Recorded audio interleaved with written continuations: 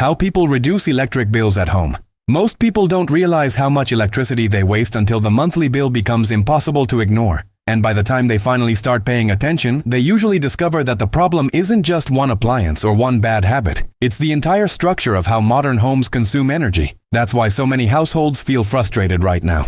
They try simple things like turning off lights or adjusting the thermostat, but somehow the bill barely changes, and that creates the feeling that reducing electricity costs is almost impossible. But in reality, most people are focusing on the wrong things. The biggest reductions usually don't come from one dramatic change. They come from understanding where energy is constantly being consumed in the background of everyday life. Modern homes are filled with devices running 24 hours a day. Internet routers, streaming boxes, security systems, chargers, gaming consoles, smart appliances, office equipment, and many of these devices continue pulling electricity even when nobody is actively using them. This is sometimes called phantom load or standby consumption. Individually, these devices may not use much power, but together, over weeks and months, they add up far more than most homeowners expect. Then there's heating and cooling. For many households, HVAC systems account for the largest part of the electricity bill. And the problem is that people often focus on temperature instead of efficiency. A poorly insulated home forces heating and cooling systems to work much harder than necessary.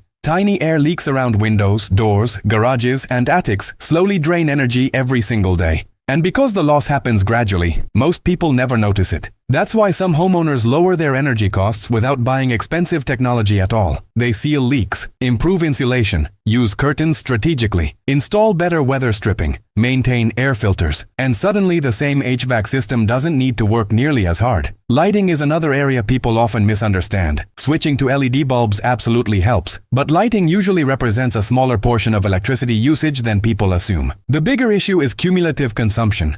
Multiple systems running simultaneously for long periods of time. Televisions left running in empty rooms, old refrigerators using inefficient compressors, extra freezers in garages, water heaters operating continuously, dryers and dishwashers running during peak demand hours. Electricity costs are not just about what you use, they're also about when and how efficiently you use it. That's something utility companies rarely explain clearly. In many areas, energy demand changes throughout the day. During high demand periods, electricity becomes more expensive for providers to distribute, and those costs eventually affect customers through pricing structures and rate increases. That's why some homeowners deliberately shift heavy electricity usage to different times of day. Running dishwashers late at night, charging devices overnight, reducing air conditioning during peak afternoon hours. Small adjustments like these often produce larger savings than people expect. But there's another reason electric bills stay high. A lot of homes were simply not designed for modern energy consumption. Decades ago, households used far fewer electrical devices. Today, homes function more like miniature data centers. People work remotely. Children stream content constantly. Cloud-connected systems stay online all day. Some households even charge electric vehicles at home.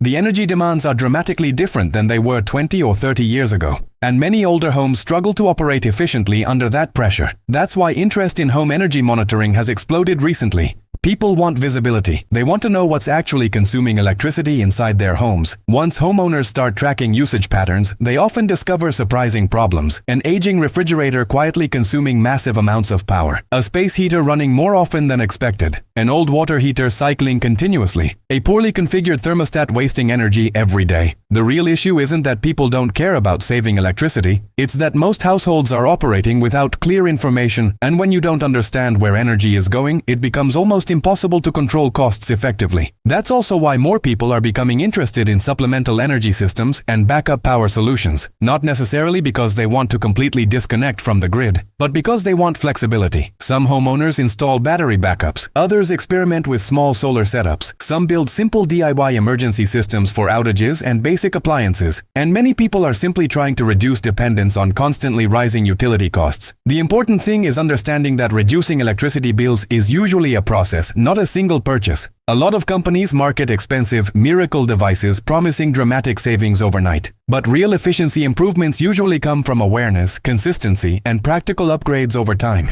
In many cases, homeowners save more money by improving habits and fixing inefficiencies than by buying complicated technology. And honestly, that's encouraging. Because it means most people already have opportunities to lower energy costs without completely rebuilding their homes. Simple monitoring, better insulation, smarter usage patterns, more efficient appliances, backup planning, small supplemental systems. These things add up slowly, but they create long-term stability. And that stability matters more now than ever.